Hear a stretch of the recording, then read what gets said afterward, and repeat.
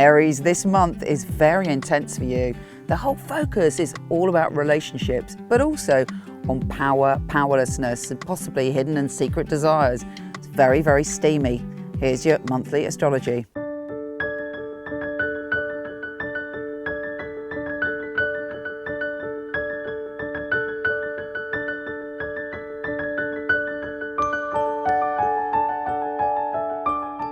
Now Aries, we kick off with Mercury, the planet of communication, going into your position of power and powerlessness. You may find that there are people in your life who are winding you up, or you sense things or secrets are revealed and you're like, wow, but you're super psychic, you're a psychic detective, you're looking into the soul of people, and therefore you are fearless and not frightened. Because actually when we react in anger or we feel hurt in situations by the way people behave, it tends to be not just the situation at hand, but situations in our past that it mirrors. You may find these feelings from the past coming to the surface, but fear not. It's all about understanding that you are more powerful than you could possibly know, and that when we react in new ways, that's when we empower ourselves. On top of that, Venus, the planet of love, is doing something beautiful. It's going in to your position of relationships, and that gives you a real boost. You're focused on what's important, on who is important. If you're single, it can bring new love. If you're in a relationship, you're determined to find the balance.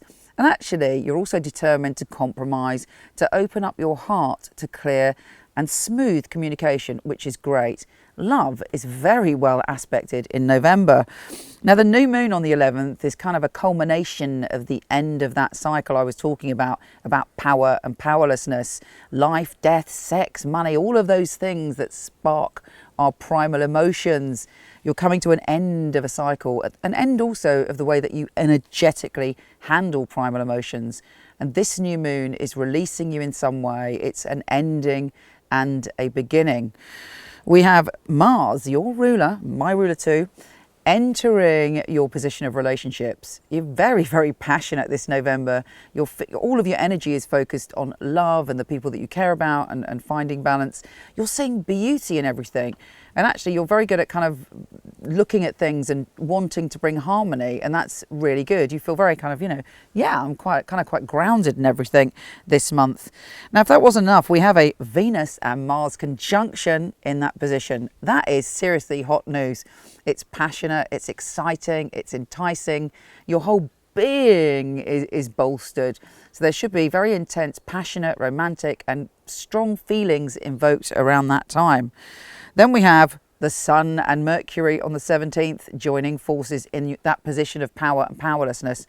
So there may be a peak experience then, something that you experience externally with someone else, or even actually you going deep within to deal with your own shadow. We've all got one. And I don't know, if you're a typical Aries, you might push that down. You might go, no, I won't let the pain hurt me. I'm onwards. I'm a warrior. Want to be a hero. I don't want to wallow in self-pity. But sometimes we have to go into our wounds, into our pain, and deal with our stuff. Otherwise, it can come bite us on the arse in a different way. Now we have Neptune on the 19th going direct. This is a big relief because, we've been examining our dreams and thinking about things, and there may have been a real lack of boundaries around you. And while Neptune direct isn't necessarily going to shift things that much, it allows you to focus on future dreams. It awakens you to your intuition, and you feel slightly more empowered being in the present. Us Aries do not like to keep being dragged back to the past. We want to be in the present and go, race towards the future. Now, Mercury, the planet of communication, is changing signs on the 20th. And this is great because it's like making you feel very, very, very optimistic and open-hearted and loving. And you're bouncing around, wanting an adventure. And you may bump into people who are interesting, unusual, or from different cultures. And you're like, yeah, I can't get enough of you. I'm loving this energy.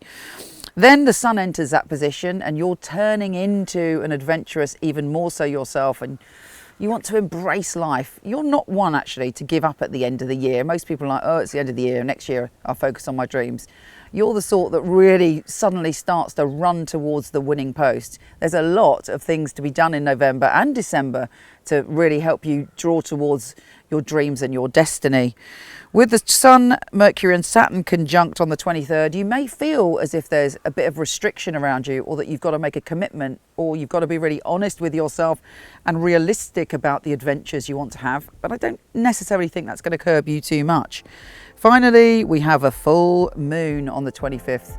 And this full moon is opening up your heart to connecting with your intuition, with how you communicate. And you're really reflective actually on what's been going on, not only this month, but this year. But rather than using it in a kind of whimsical, sentimental way, you're like, right, this is it. I'm going to use those experiences and heartache or good things or whatever it was. And you're going to go, I'm going to use that as treasure. And now onwards. Take care, and I'll speak to you soon.